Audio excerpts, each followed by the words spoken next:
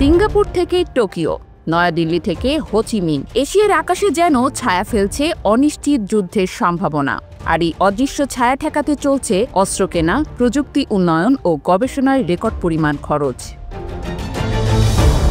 London ভিত্তিক গবেষণা সংস্থা international institute for strategic studies থেকে বুধবার প্রকাশিত এক প্রতিবেদনের বরাতে রয়টার্স জানায়, 2022 থেকে 2024 সালের মধ্যে দক্ষিণ পূর্ব এশিয়ার 6টি দেশ Indonesia, Malaysia, Philippine, Singapore, Thailand ও ভিয়েতনাম মোট $2.7 বিলিয়ন বেশি খরচ করেছে প্রতিরক্ষা গবেষণা ও অস্ত্র কেনায়, যা দাঁড়িয়েছে $10.5 বিলিয়নে। প্রতিবেদনের তথ্য অনুযায়ী এশিয়া প্যাসিফিক অঞ্চলের নিরাপত্তা পরিস্থিতি দিন দিন আরও জটিল হয়ে উঠছে।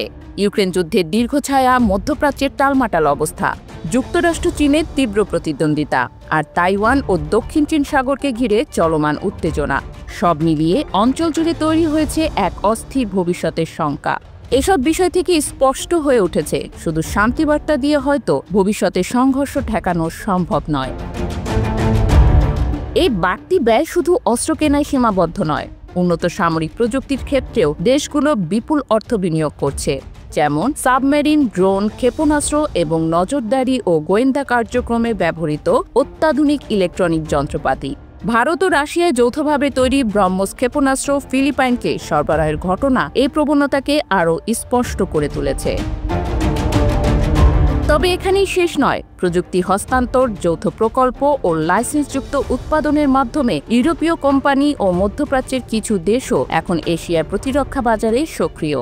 সংযুক্ত আরব আমিরাত বর্তমানে চীনের নরিনকো কোম্পানি ও ভারতের হিন্দুস্তান অ্যারোনটিক্সের মতো প্রতিষ্ঠানগুলোর সঙ্গে অংশীদারিত্ব গড়ে তুলছে। প্রতিরক্ষা খাতের এই বাড়তি ব্যয়কে অনেকেই দেখছেন ভবিষ্যতের নিরাপত্তা নিশ্চিত করার প্রস্তুতি হিসেবে। যদিও এই প্রতিযোগিতা শান্তি প্রতিষ্ঠার পথ সহজ করে দিচ্ছে কিনা সেই প্রশ্ন রয়েছে। তবে একটা বিষয় পরিষ্কার, এশিয়ার দেশগুলো নিজেদের নিরাপত্তা ও স্থিতিশীলতা ধরে রাখতে আগের চেয়ে অনেক বেশি গুরুত্ব দিচ্ছে সামরিক সক্ষমতা ও প্রযুক্তিগত উন্নয়নে।